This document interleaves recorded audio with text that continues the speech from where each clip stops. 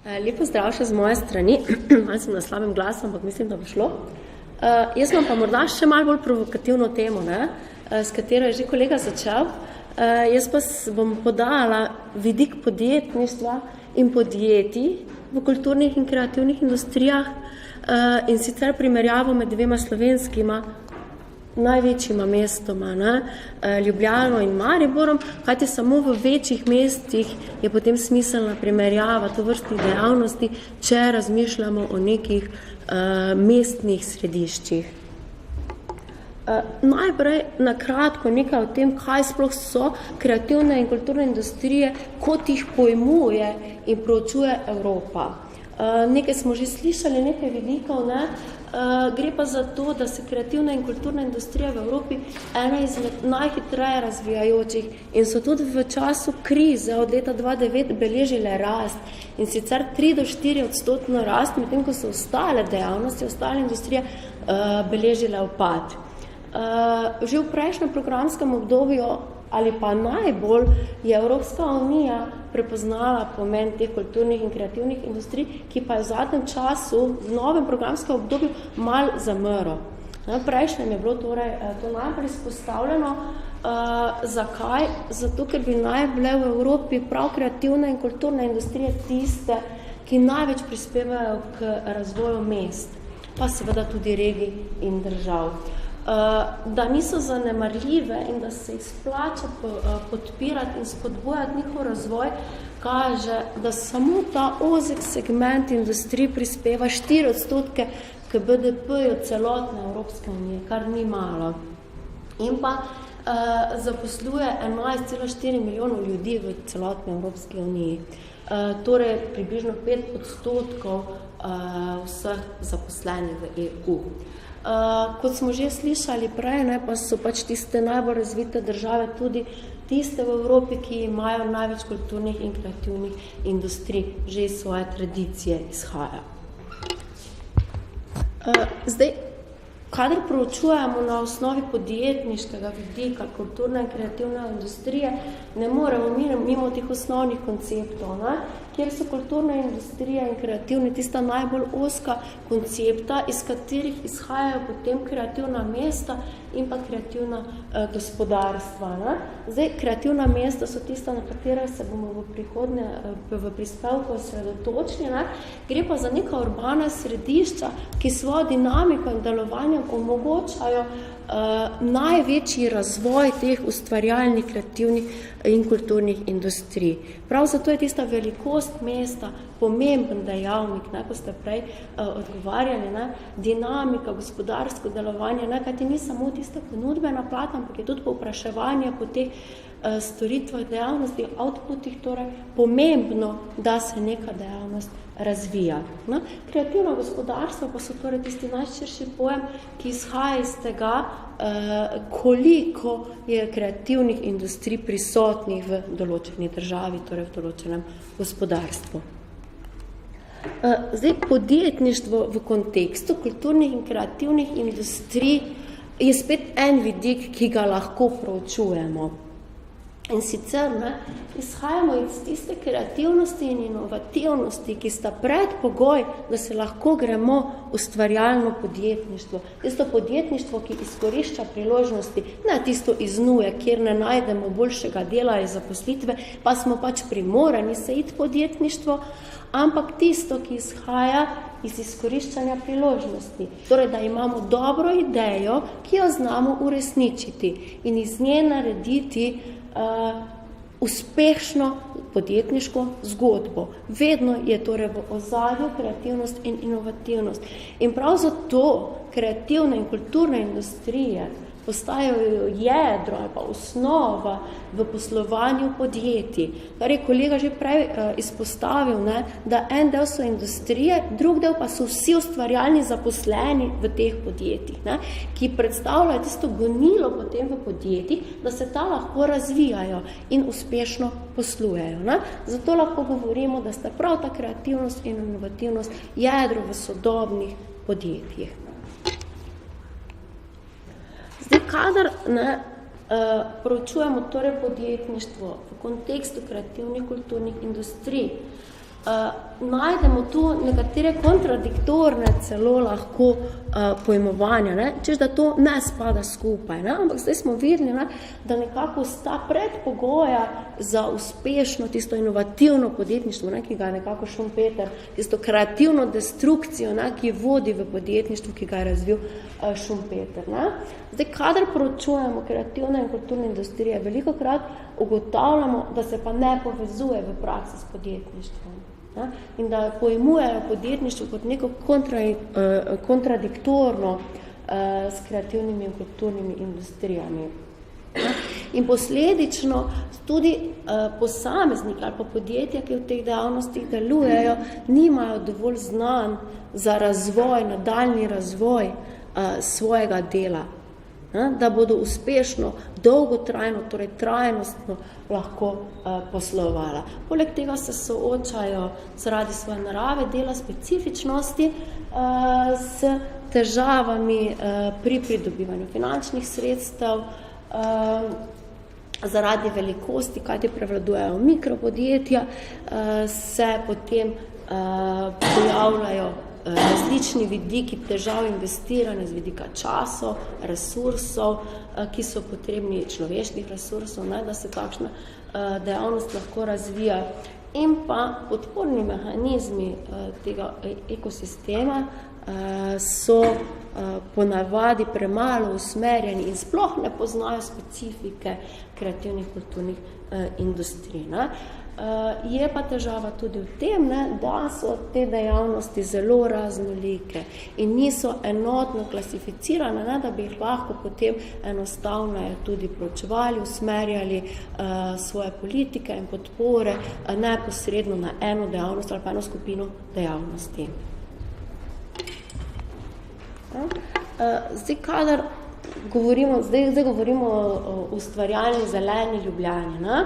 Torej v zelenem kontekstu. In če povežemo ta zeleni kontekst, torej okoljske vidike, s trajnostnim, je eden od teh okoljski v 3 elementih ali pa stebrih trajnostnega razvoja. Ne? In zdaj, kako lahko kulturna in kreativna industrija prispevajo k trajnostnemu razvoju, seveda prvi osnovni je tisti, da uspešno poslujejo, da uspešno delujejo, torej svojo dodano vrednostjo, doseganjem dohodka in posledično dobička, ter veliko prispevajo k zaposlovanju v Evropi te kreativne in kulturne industrije.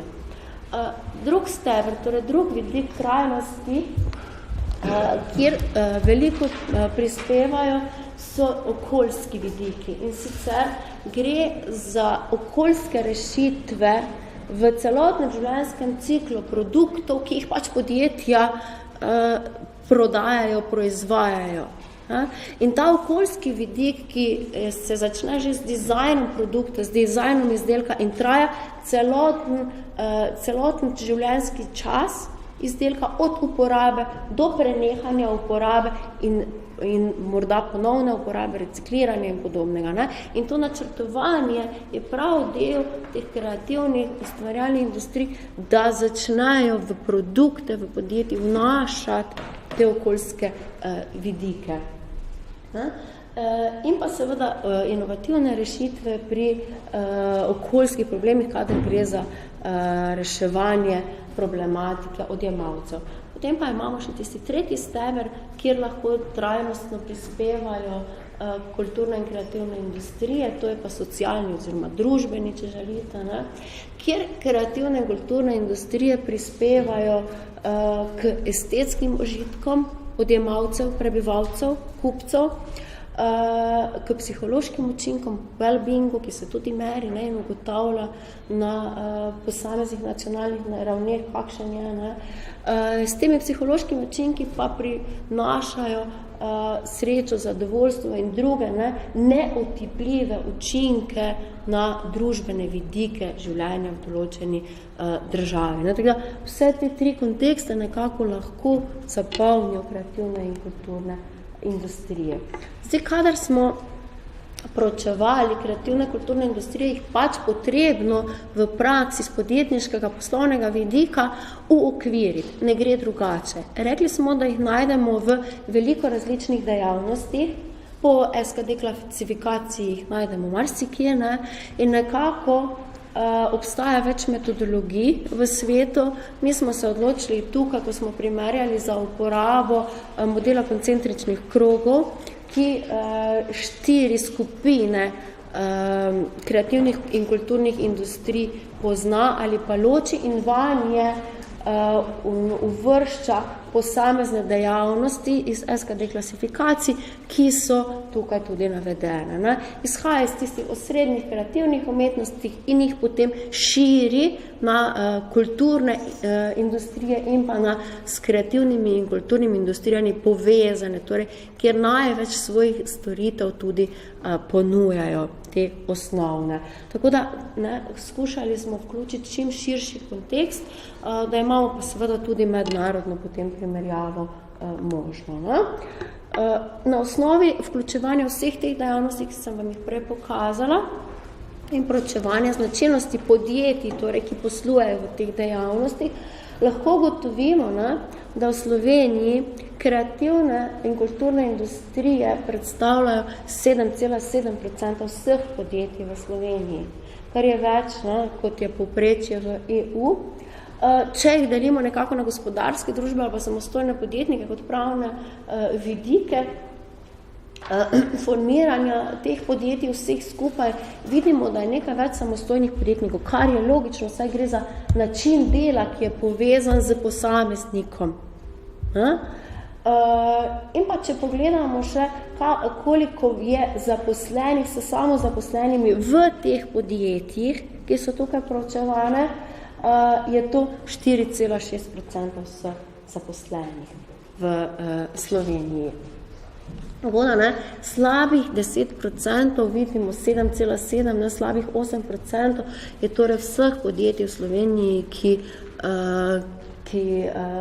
ki tvorijo kreativne in kulturne industrije. Mislim, da je to kar pomemben podatek, da jih je smiselno razvijati in podpirati tudi v prihodnje. Zdaj smo pogledali, kakšno je stanje v Sloveniji.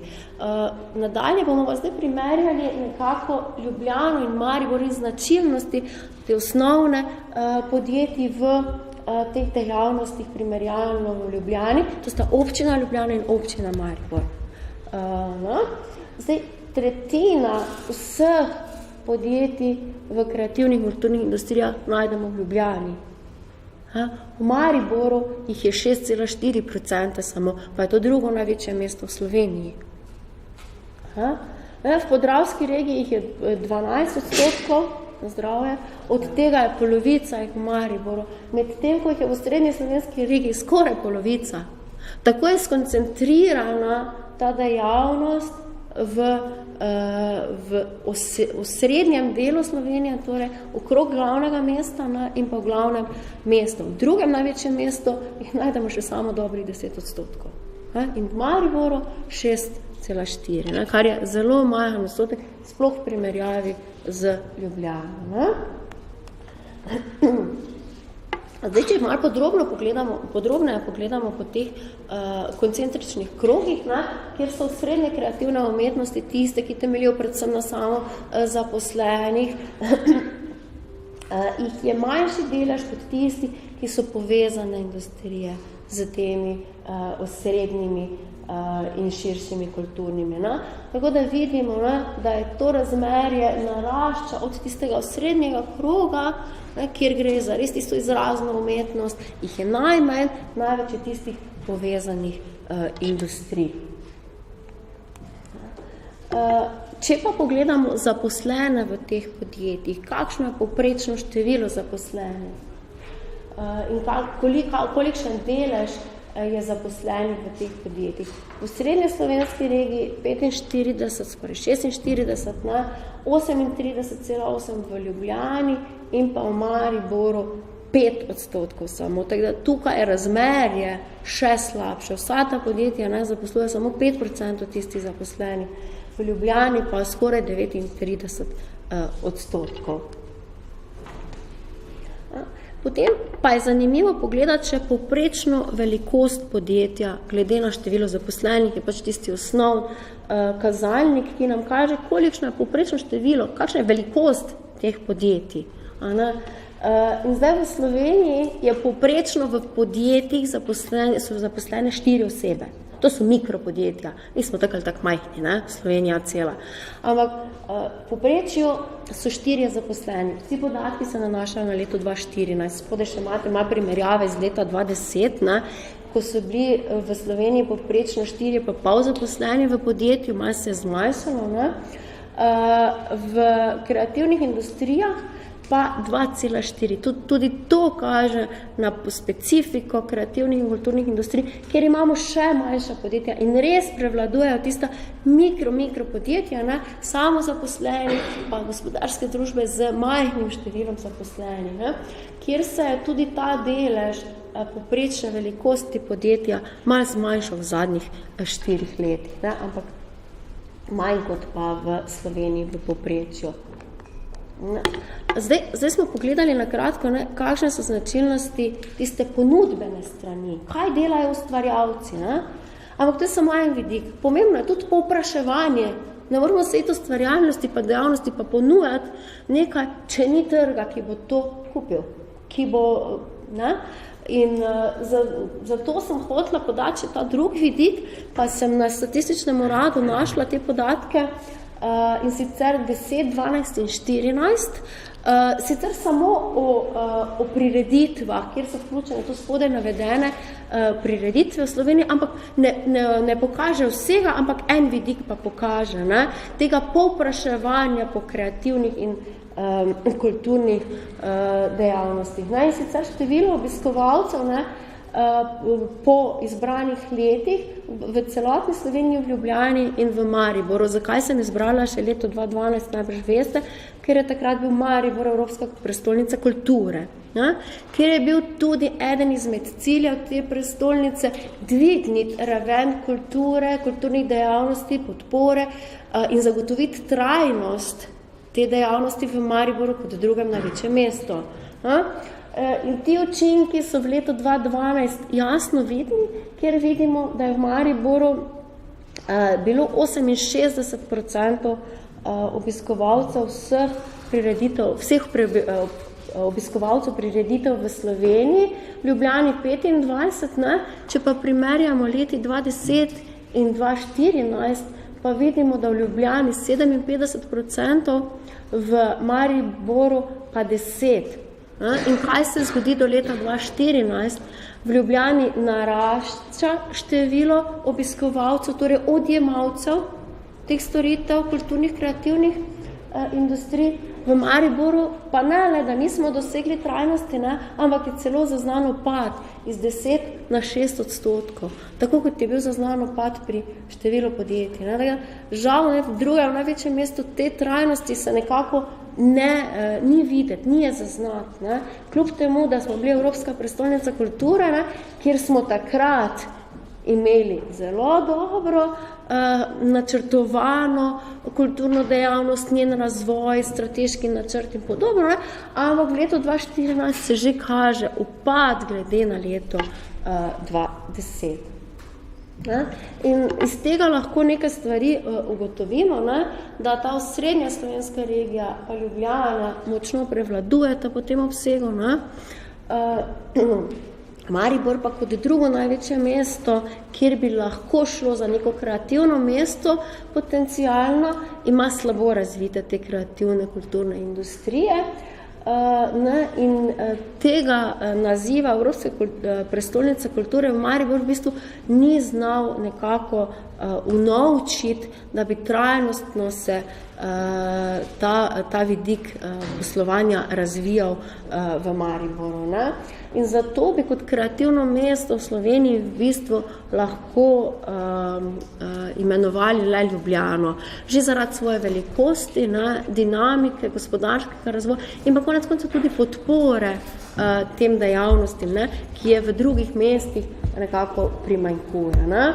In zdaj, če pogledamo še, kakšni so pa izzivi za prihodnost.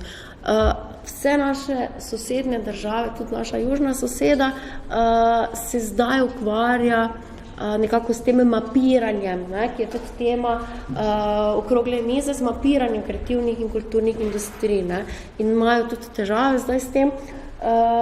Ampak v Sloveniji smo to že naredili leta, mislim, da 2011 je Ministrstvo za kulturo nekaj podobnega naredilo, en poskus je bil. In ugotavljamo, da če želimo, da se bodo trajnostno, dolgoročno razvijala te industrije, tako kot se drugod v Evropi, predvsem bi se lahko tu uprli na Anglijo, kjer so te kreativne industrije močno razvite in jih tudi močno podpirajo, da postajajo jedro poslovanja vseh drugih podjetij. Zato je potrebna ta jasna strateška podpora, najprej na nacionalni ravni, vključno z operativnimi programi, kajti brez tega po tujih zgledih, primerih dobre prakse se kaže, da ne gre. Dostop do finančnih virov, predvsem z vidika majhnosti in posebnih potreb in posebnih značilnosti kreativnih in kulturnih industrij, pa morda en vidik povezovanja, kajti zaznavamo premalo povezovanja v teh dejavnostih različnih, razvoj grozdov, kar se je v Veliki Britaniji izkazalo kot zelo dober mehanizem za spodbujanje, pospeševanje mreženja in širjenja teh dejavnosti, in pa seveda kot nekaka osnova, baza za celotno gospodarstvo in za razvoj drugih podjetij.